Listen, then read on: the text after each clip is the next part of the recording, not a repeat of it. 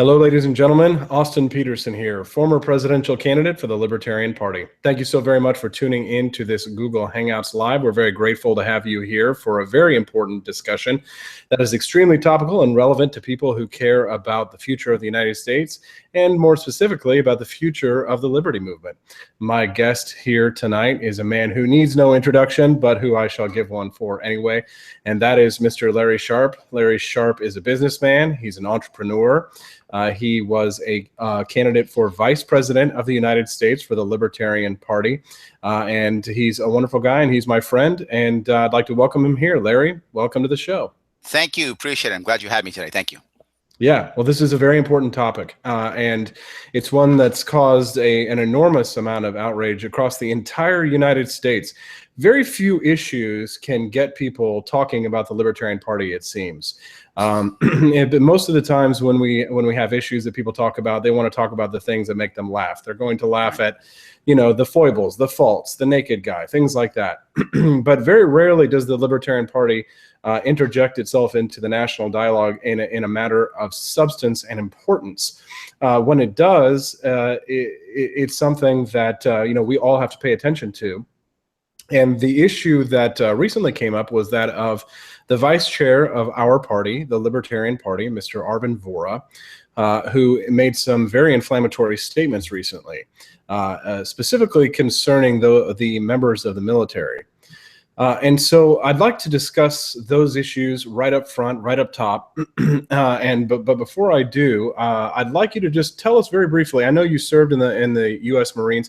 Can you tell us a little bit, give us a little bit of background on the history of your service, why you decided to join the military? Tell us a little bit about that. Most people know that my life started in I was very lucky. I was abandoned, given up by my birth parents, and I was lucky to be adopted by a couple. My birth father was in the Navy. The couple that adopted me, my mother was a German immigrant, and my father was in the Army. Met her over there. They came back. They got divorced. I was about 2 years old. My mother met another man who was in the Air Force, believe it or not. This is a military thing, right? So I got them all, Navy, Army, Air Force, got them all. So he died when I was 11. And when he passed away, I was really, searching for positive male role models. I can look back now and see that. But then I just wanted to be a cool guy. So I thought, I'm going to follow my father's footsteps. I'm going to go join the Army. That's what I thought I was going to do. So when I go to the recruiting station, there are all four of the recruiting stations are all within one building. So I passed the Air Force thinking I'm not going to go there. I passed the Navy. That's not for me. I run into the Army. I go into the Army. The Army guy says, Larry, we're going to give you everything. You're going to be a general in 2 weeks. You're going to be running the Army. You're going to be doing everything. It's so amazing. Give you money for college. Oh, it's awesome. And I thought, wow, this is great. Now, this is 1985. So at this point, I'm 17. I've got the book bag and the book covers and the bumper stickers, Go Army stuff. I got it all. I'm walking out thinking, wow, it's going to be great. I'm going to join the Army. And waiting there outside for me as I walk towards the door is a Marine, arms folded. And he says, hey, son, you talk to the Army guy?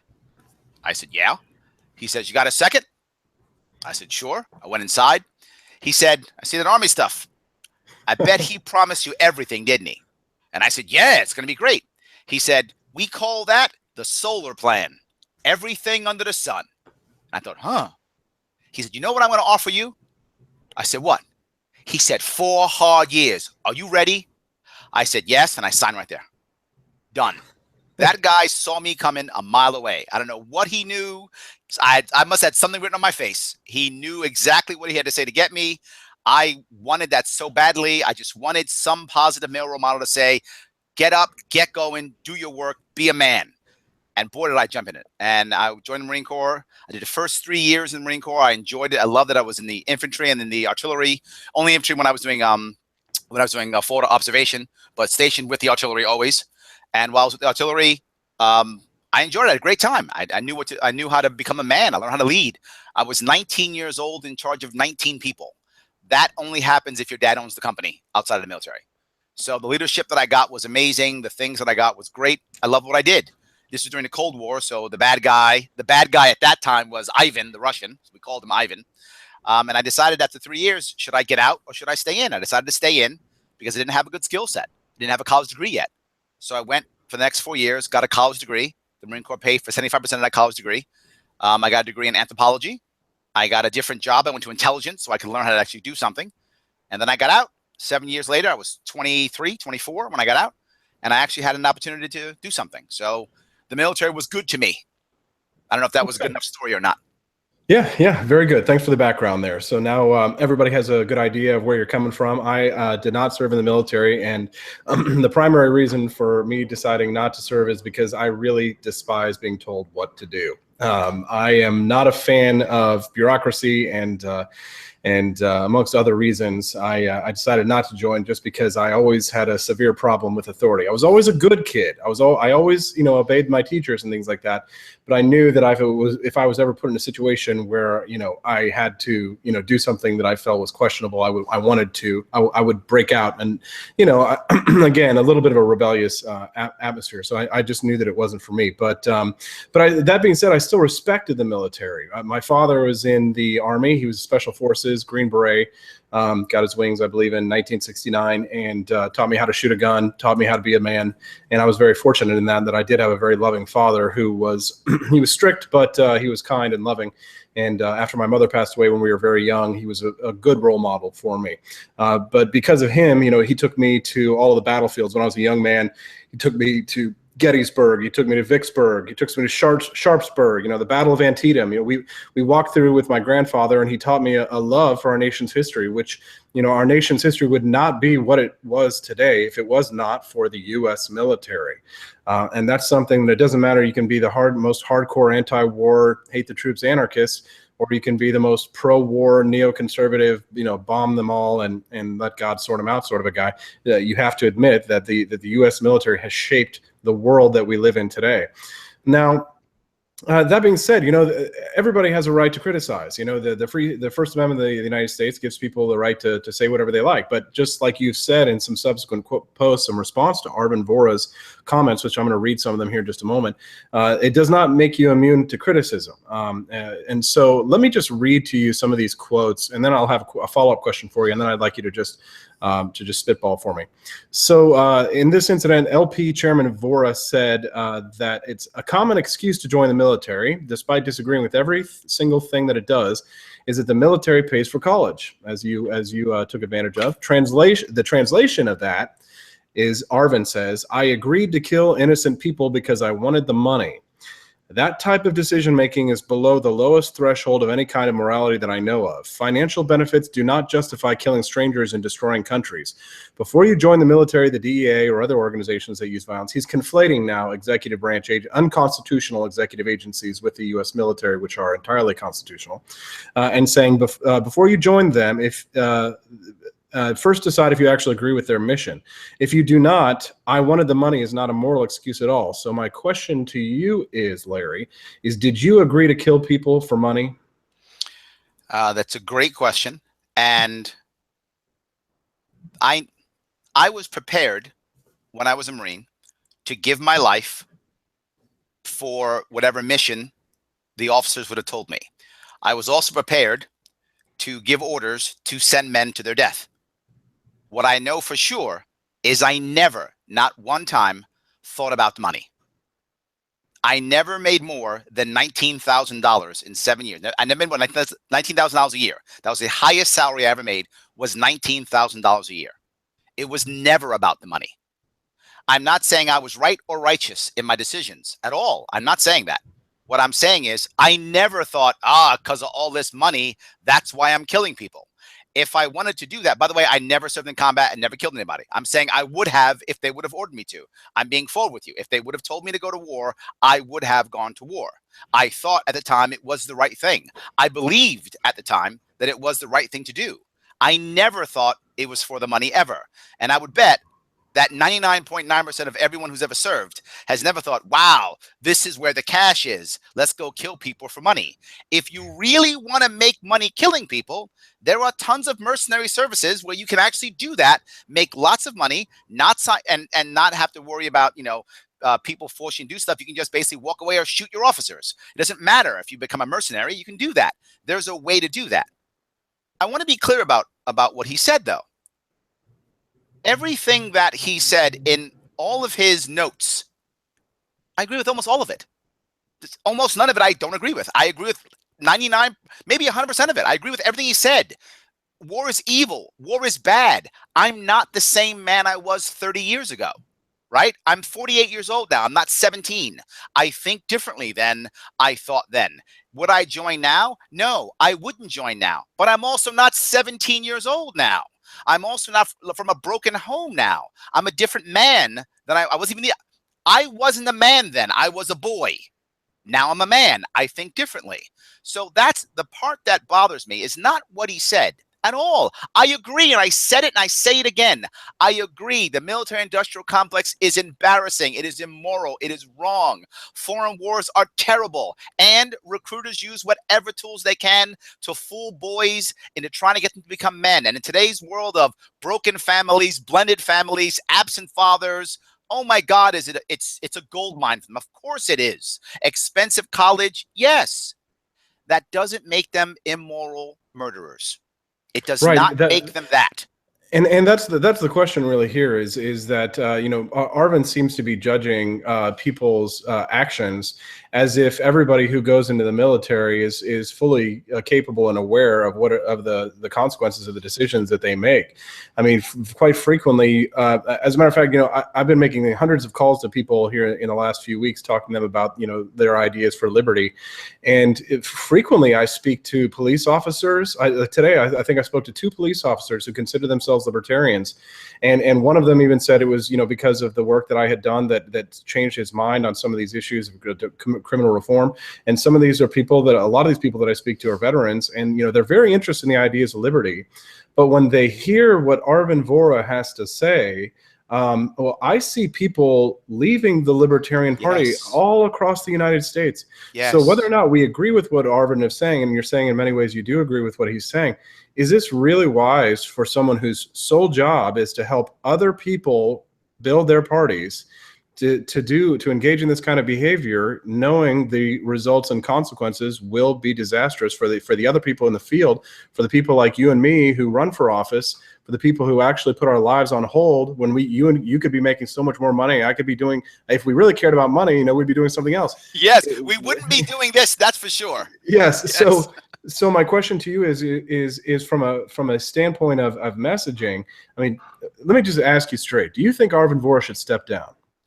I said what I said, and I believe it. He should either just apologize for the insult, not for the message. I don't mind the message of it's evil, it's bad, we shouldn't join. If you don't believe, I'm okay with that message. I'm not okay with the insult. Look, when my mother died years ago, the person who told me she died could have said, hey, that chick who bore you, she's dead. She'll be in the ground 3 days. Get over it. That would have been an accurate statement. That would have been honest, and that would have been true. But why would he say that? Why would he message it like that? Why wouldn't he instead say, Mr. Sharpe, I'm sorry your mother passed away this morning. At least there's no more pain. You have my condolences. Now that doesn't bring my mom back. That doesn't bring my mom back to life. It doesn't. So it's not the message. It's not the message that you have a problem with. It's the delivery. That's correct. It doesn't bring my mom back to life. It doesn't make me all of a sudden say, oh, I'm so happy my mom is dead. I'm still hurt because my mom has passed. But you know what the difference is? In the first case, now I hate the messenger. In the second case, I don't. Now, if Arvind's okay with people hating the messenger, that's also okay. He has a freedom of speech. But you can't do that if you're going to be the number 2 in a political party whose job should be growth and helping everyone else, as you said. Everyone now who's going to try to recruit someone to run, what are they going to say? Oh, aren't you guys the guys who hate the military? Aren't you the guys who think we're all murderers? And now they have job is now harder. Now they have ample evidence that they can actually take and show to them and say, yes, as they do hate the military. Here's the vice chair, and here's everything that he has said. Absolutely. Now, here's the worst part, though. When people make mistakes, I don't think they should just step down. Austin, you and I play this game. You've made mistakes, said things you don't like. I've said things I've made mistakes I've been unhappy with. Just say you're sorry. I made a mistake. Let's move on. Here's the story that we have to be able to tell. When this comes back to bite us, because it will. There's no question it will, because we're going to start winning. In the future, we're winning at the lower levels already, at the local level. We're already winning. We're going to start winning at the state level coming up here soon, and eventually the national level. And when we begin to win, that's when they're going to go back and find this statement, because they're already finding Trump statements from 3, 4, 5 years ago. They're already doing that. They're going to find the statement. And when they say, your vice chair said all military people are murderers or accessories to murder, we have to be able to say one of two things. One, yes, he said that. He is really, really upset about the military-industrial complex. He can't stand foreign wars. And you know what? He admitted he went too far, and he apologized. And we are a party of second chances, and we're totally fine. He said he was sorry. We can move on. That's viable.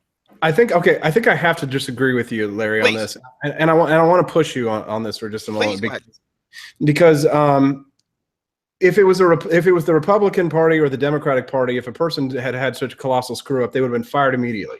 True. And I think that's what should be done. I mean, there's things that can be done in the Libertarian Party to remove the vice chair, and I think it should be done post haste. I think sometimes you have to make examples of people. Sometimes you got to kill a few terrorists or pirates and hang their heads on the wall to make sure that nobody else, none shall tread here. Essentially, I've learned my lessons in politics of playing the nice guy and letting things pass. And I had people work on my presidential campaign who, they would screw up, they would do, they drink too much, show up, to the campaign, with a hangover and stuff like that. And I would let it pass. And you know what? It came up and it bit me in the ass. Mm-hmm. So I think I wouldn't agree with you that we should be the party of second chances. There are no second chances really in politics. There really aren't that many. Very, very few times. Only when you're really a part of the establishment do you get second chances. If you're a part of the establishment, you can fail up. You can get caught plagiarizing, you can get caught doing it. Once you're made, you're made. But the Libertarian Party is not made. We are not a made man just yet. We haven't gone through our ceremony, and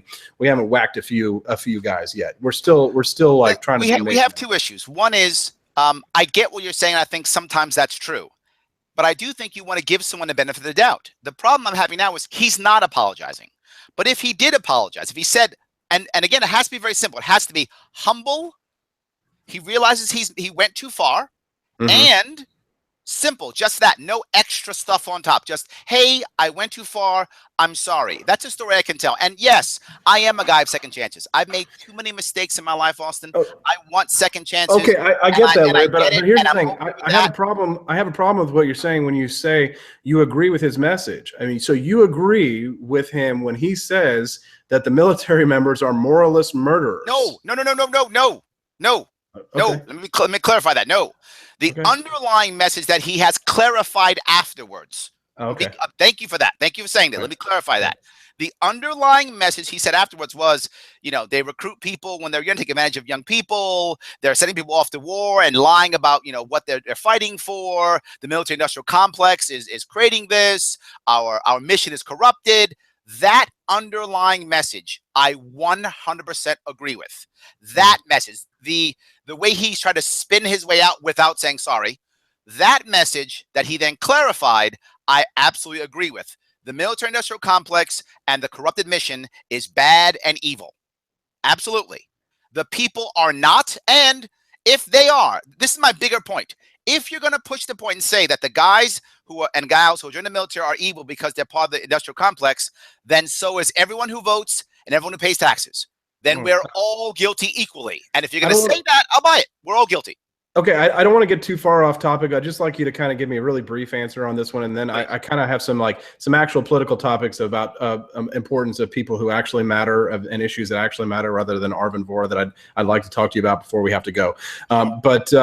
So this is a little insider baseball, but word on the street for me that I've heard is that, and I have really reliable sources, is that Arvin Vohra wants to run for president in 2020, and that maybe this is the best way for him to get rid of people who disagree with him, because if he runs out all the sane people, if he runs out all the people like yourself who are working really hard to try and build the party, then the party will be made up of only of people who agree with him, all the the assholes who don't give a damn if we actually win. But it would be very good for Arvin Vohra. What do you think about that?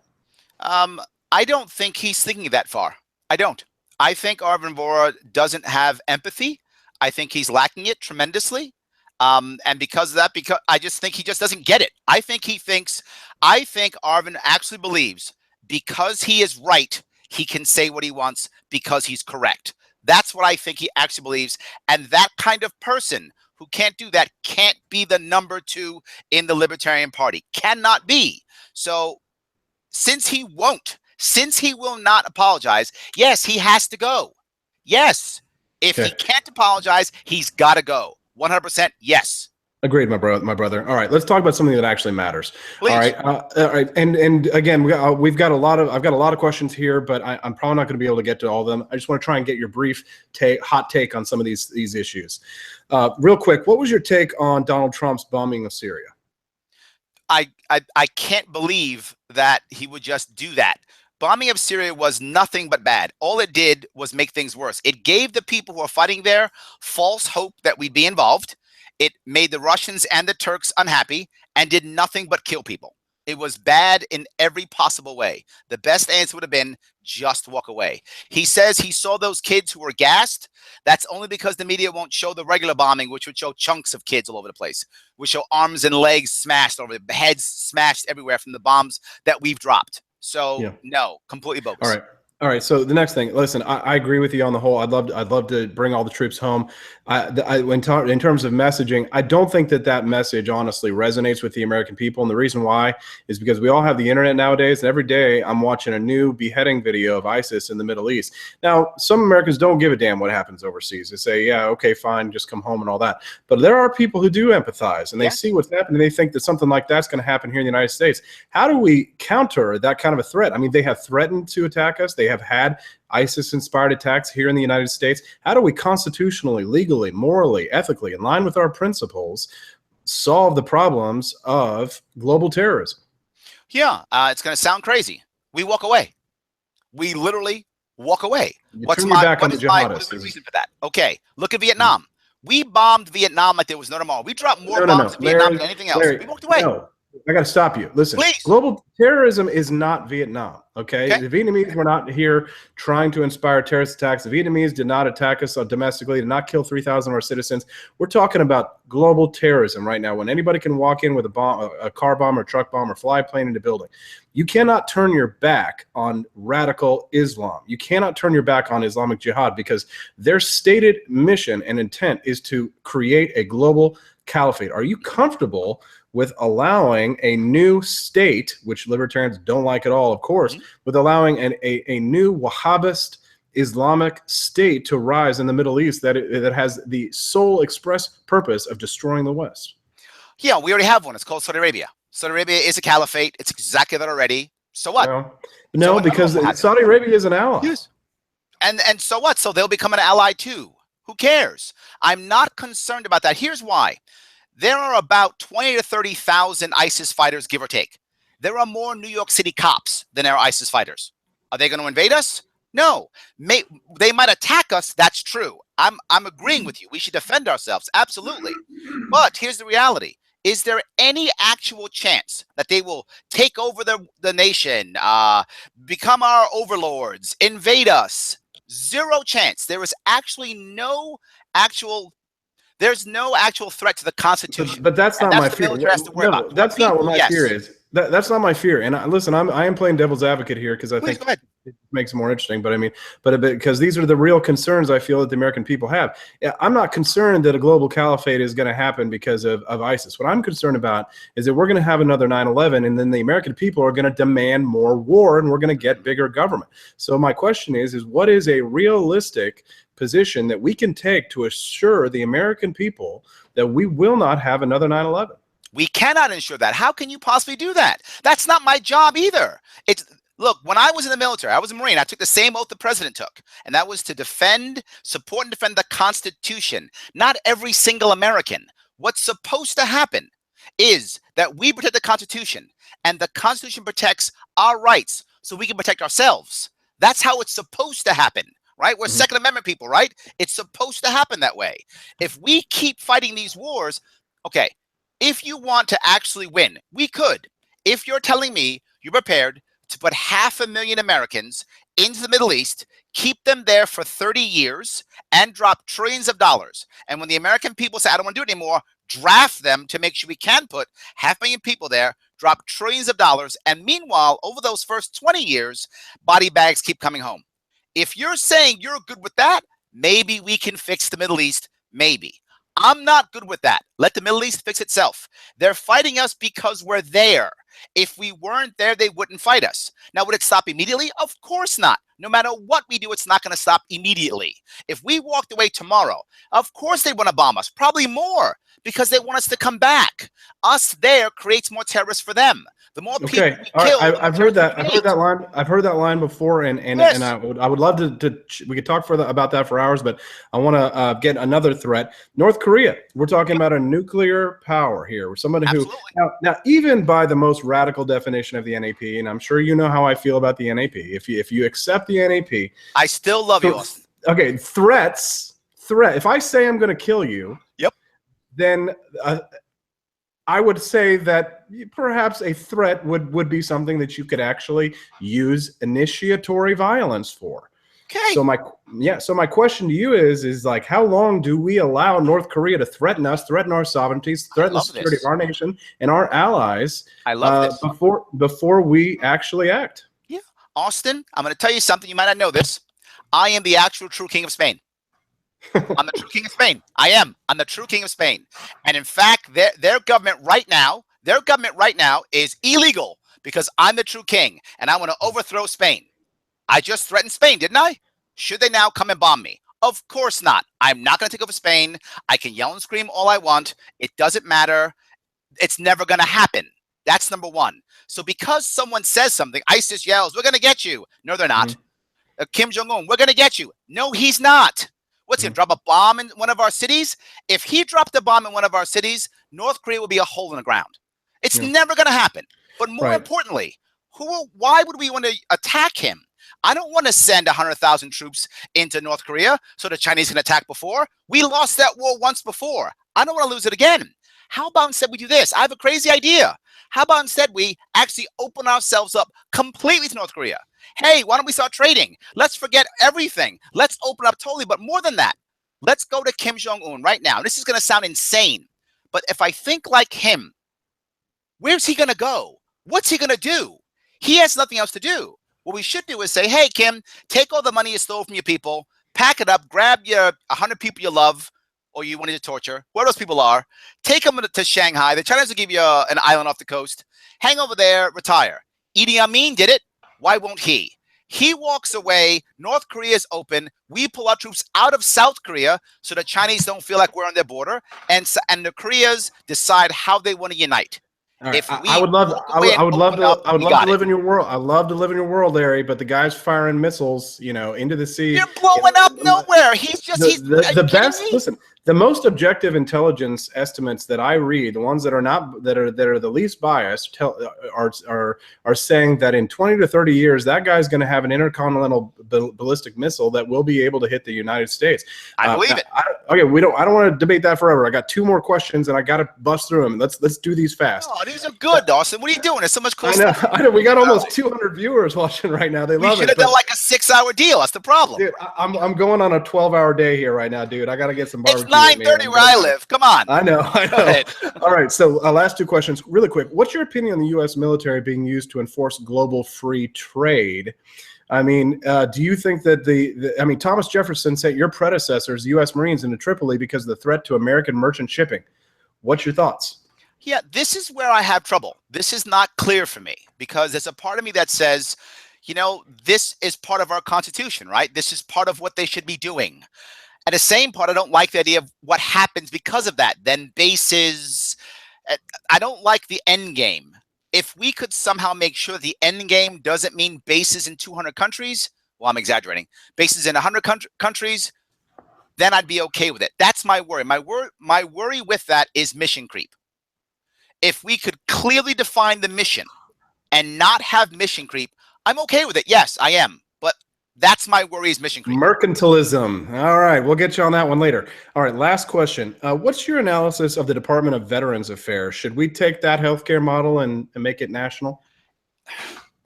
What I'm going to say, I mean figuratively. Figuratively. We should blow that whole place up. Blow it up to the ground. It is an absolute disaster. Everything. I don't even work with them anymore. I used to work with them. Part of what I do for my living is I train people on how to how to kind of move to the next career choice, right? So I help them with transition, and I actually help vets with transition. I've decided it's better to do it for free for charities in New York City because I'm more effective and I actually have more impact that way. So I actually go to charities and say, can I teach? And they go, yes, please come. And I give 3-hour classes on resume building, on interview skills, all kind of crazy stuff. When the VA wanted me to do it, they gave me a rubric of garbage that had no value. And I had to follow that rubric. And I said, you know what? You're not helping. You're not helping. You're making things worse because you're training these Marines and these soldiers to go out to do something that's going to fail, and you're going to break their psyche. Instead of training them how to actually do it right. I'll give you a quick story. I think you'll love this story. I got a guy, I'm sitting here and trying to get him to tell a success story. One of the exercises I do is getting you to be able to tell a success story to a potential employer in an interview. The problem is so many of the people in the military, they're very humble. They think I was just doing it as part of my job. These great things they do, it's just part of my job. They don't want to say it. They're kind of humble. They don't want to show off. So I begin to push people for it. And this one guy, all he wants to be is not CEO of a company. He wants to be a security guard. Security guard. Great. Awesome job. Glad he wants to be that. It took me 3 or 4 times of pressing him before he said, well, yeah, I saved the guy's life once. If you're a hiring manager and you're hiring a security guard, wouldn't that kind of be an important story for you to know about the person in front of you? And it took 3 or 4 times to get him to be able to tell that story so we can get a job. The VA doesn't understand that, won't understand that. The government's good at checking boxes. It's not good at actually helping. So yes, the VA model's got to go build from scratch or don't even rebuild it. Metaphorically blow it up. Just so you know, NSA, that is a metaphor. That's correct. All right. Yes. Don't send the bad man to come and get us. Okay. Absolutely. Yes. Larry, this was so much fun. I mean, I'm sure that the 175 people who are watching right now are like, no, but we got to go. Where can people find out more information about what you're doing? As always, Larry Sharpe, Libertarian Facebook page. Happy to have you. Please come by, say hi. And yes, Larry Sharpe, Libertarian post. I'm happy to talk to you. Larry, you're a great American. Thank you for your service to our country, sir, and to our common cause. Have a good one. Bye-bye.